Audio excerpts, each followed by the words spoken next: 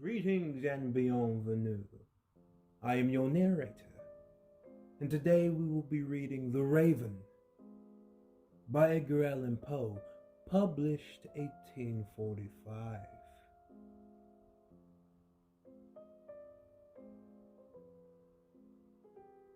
Once upon a midnight dreary, while I pondered, weak and weary, over many a quaint and curious volume of forgotten lore, while I nodded, nearly napping, suddenly there came a tapping, as of someone gently rapping at my chamber door. "'Tis some visitor," I muttered, "tapping at my chamber door. Only this, and nothing more."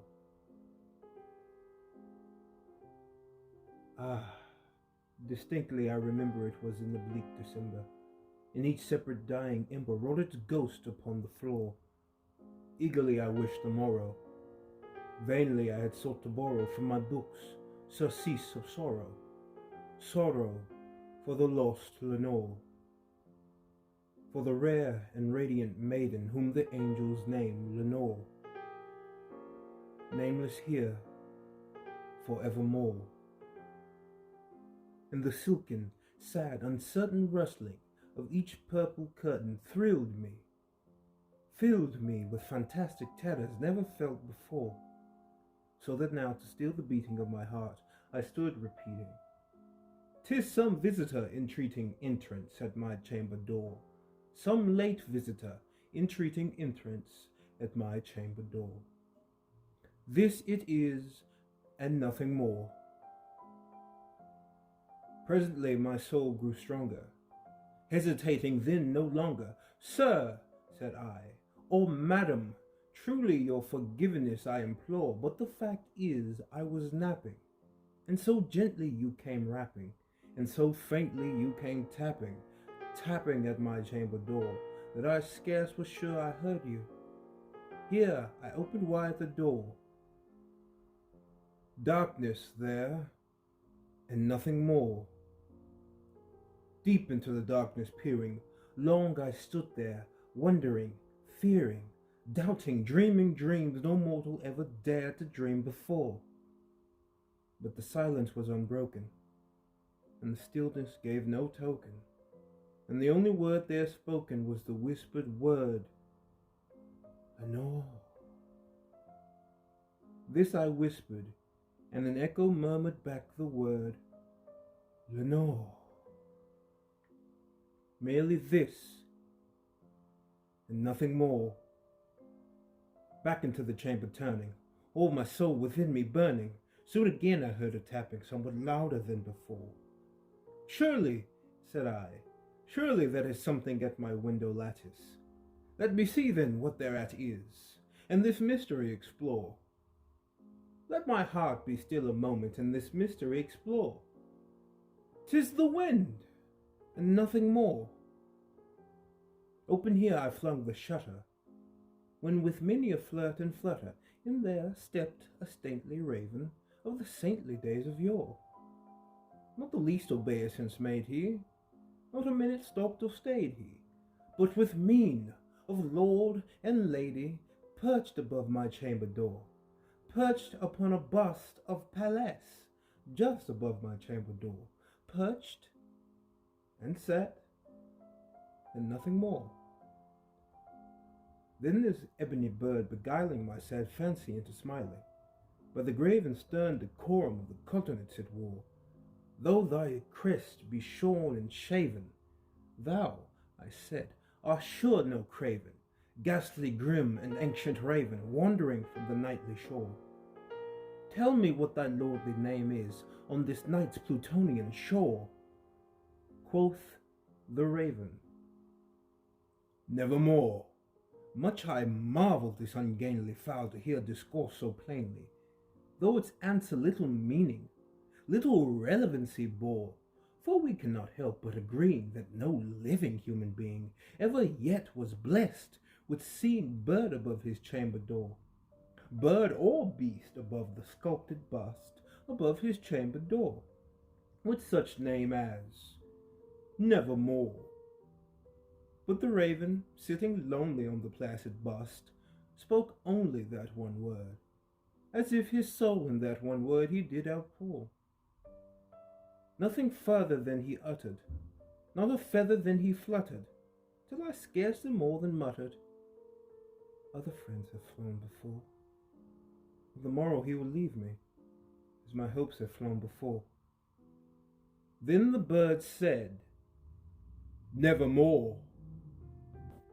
Startled at the stillness broken by reply so aptly spoken, doubtless, said I, what it utters is its only stock and store, caught from some unhappy master, whom unmerciful disaster followed fast and followed faster, till his songs one burden bore, till the dirges of his hope that melancholy burden bore, of never, nevermore.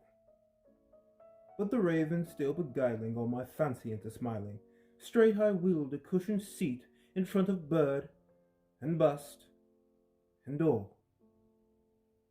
Then upon the velvet sinking, I betook myself to linking fancy unto fancy, thinking what this ominous bird of yore, what this grim, ungainly, ghastly, gaunt, and ominous bird of yore meant in croaking, nevermore. This I sat engaged in guessing, but no syllable expressing to the fowl whose fiery eyes now burned into my bosom's core. This and more I sat divining, with my head at ease reclining, on the cushion's velvet lining that the lamplight gloated o'er, but whose velvet violet lining with the lamplight gloating o'er she shall press, ah, nevermore. Then methought the air grew denser, perfumed from an unseen censer, swallowed by seraphim whose footfalls tinkled on the tufted floor. Wretch, I cried, thy God hath lent thee, by these angels he hath sent thee, respite, respite and nepenthe, for thy memories of Lenore. Quaff, oh quaff this kind nepenthe, and forget this lost Lenore. Quoth the raven, nevermore. Prophet, said I, thing of evil, prophet stealeth bird or devil, or the tempter sent, or the tempest tossed thee here ashore, desolate yet all undaunted, on this desert land enchanted, on this home by horror haunted. Tell me truly, I implore, is there balm in Gilead? Tell me, I implore. Quoth the raven, nevermore. Prophet, said I, thing of evil, prophet stealeth bird or devil, by the heaven that bends above us, by the God we both adore, tell this soul with sorrow laden, if within the distant Aden it shall clasp a sainted maiden whom the angels name Lenore. Clasp a rare and radiant maiden whom the angels name Lenore. Quoth the raven, nevermore. Be that word our sign of parting, bird or fiend, I shrieked, upstarting. Get thee back into the tempest and the night's Plutonian shore. Leave no black plume as a token of that lie thy soul has spoken. Leave my loneliness unbroken. Quit the bust above my door. Take thy beak from out my heart, and take thy form from off my door. Quoth the raven, nevermore. And the raven, never fleeting, still is sitting on the placid bust of Pallas, just above my chamber door. And his eyes have all the seeming of a demon's that is dreaming, and the lamplight o'er him streaming throws his shadow on the floor, and my soul from out that shadow that lies floating on the floor shall be lifted nevermore. I do hope that you return, and thank you for watching.